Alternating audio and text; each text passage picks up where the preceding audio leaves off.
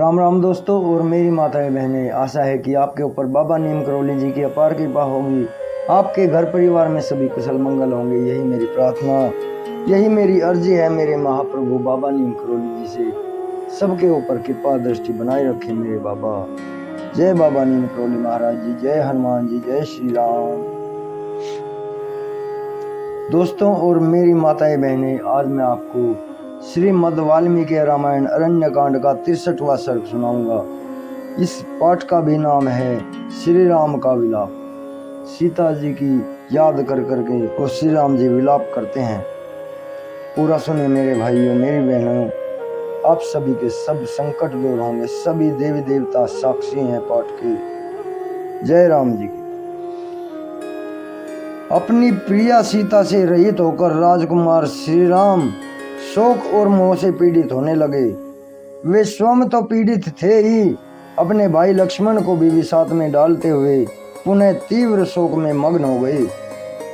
लक्ष्मण शोक के अधीन हो रहे थे, उनसे महान शोक में डूबे हुए श्री राम दुख के साथ रोते हुए गर्म उच्छ्वास लेकर अपने ऊपर पड़े हुए संकट के अनुरूप वचन बोले। लक्ष्मण, मालूम होता है मेरे जैसा पाप कर्म करने वाला मनुष्य इस पृथ्वी पर दूसरा कोई नहीं है, क्योंकि एक के बाद एक दूसरा शोक मेरे हृदय और मन को भी दीन करता हुआ लगातार मुझ पर आता जा रहा है। निश्चय ही पूर्व जन्म में मैंने अपनी इच्छा के अनुसार बारंबार बहुत से पाप कर्म किए हैं। उन्हीं में से कुछ कर्मों का यह परिणाम आज मैं भुगत रहा हूँ, जिससे मैं एक दुख से दूसरे दुख में पड़ता जा रहा हूँ। पहले तो मैं राज्य से वंचित हुआ, फिर मेरा स्वजनों से वियोग हुआ, तत्पश्चात पिताजी का परलोकवास हुआ, फिर माता से भी मुझे बिछुड़ जाना पड़ा। लक्ष्मण, ये सारी बातें जब मुझे याद आती हैं तब मेरे शोक का वेग बढ़ जाता है। लक्ष्मण, वन में आकर क्लेश का अनुभव करके भी यह सारा दुख सीता के समीप रहने से मेरे शरीर में ही शांत हो जाता था, परंतु सीता के वियोग से वह फिर उद्दीप्त हो उठा है, जैसे शोक के काट का संयोग पाकर आग सहसा प्रज्वलित हो उठती है। हाय, मेरी श्रेष्ठ स्वभाव वाली भीरू पत्नी को अवश्य ही राक्षस ने आकाश मार्ग से हर लिया। उस समय सुमधुर स्वर में विलाप करने वाली सीता भय के मारे बारंबार विकृत स्वर में क्रंदन करने लगी होगी। मेरी प्रिया के वे दोनों गोल गोल स्तन, जो सदा लाल चंदन से चर्चित होने योग्य थे, निश्चय ही रक्त की कीच में सन गए होंगे। हाय, इतने पर भी मेरे शरीर का पतन नहीं होता। राक्षस के वश में पड़ी हुई मेरी प्रिया का वह मुख, जो स्निग्ध एवं सुस्पष्ट मधुर वार्तालाप करने वाला था तथा काले काले घुंघराले केशों से भार से सुशोभित था, वैसे ही श्रीहीन हो गया होगा, जैसे राहु के मुख में पड़ा हुआ चंद्रमा शोभा नहीं पाता है। हाय, उस व्रत का पालन करने वाली मेरी प्रियतमा कंठ हर समय हार से सुशोभित होने योग्य था, किंतु रक्त भोजी राक्षसों ने शून्य वन में अवश्य ही उसे फाड़कर उसका रक्त पिया होगा। मेरे ना रहने के कारण निर्जन वन में राक्षसों ने उसे ले लेकर घसीटा होगा और विशाल एवं मनोहर नेत्रों वाली वह जानकी अत्यंत दीन भाव से कुर्री की भांति विलाप करती रही होगी। लक्ष्मण, यही वह शिलातल है जिस पर उदार स्वभाव वाली सीता पहले एक दिन मेरे साथ बैठी हुई थी। उसकी मुस्कान कितनी मनोहर है।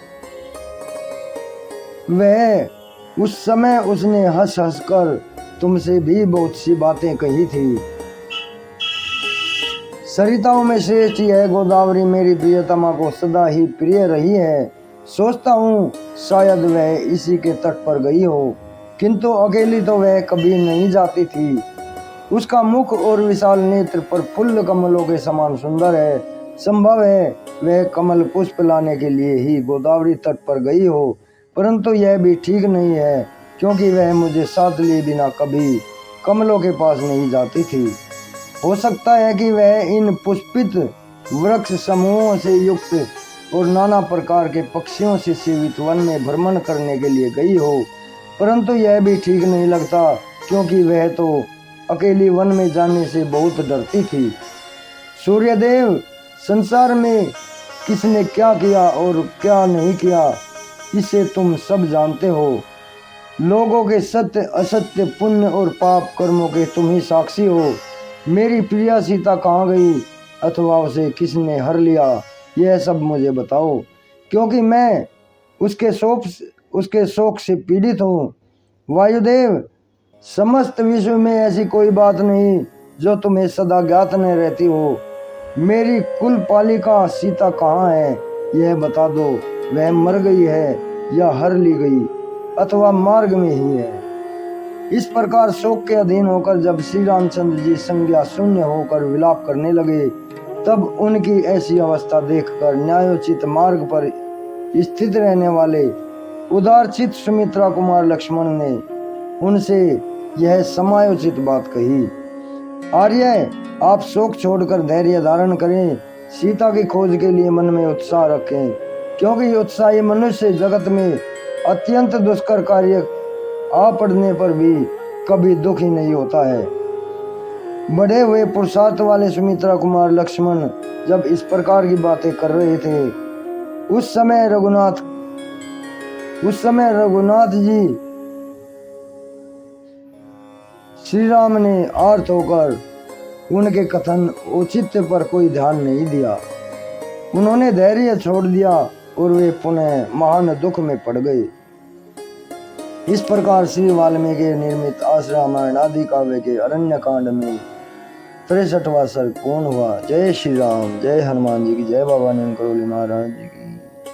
ओम श्री सर्वदेवाय नमः। राम।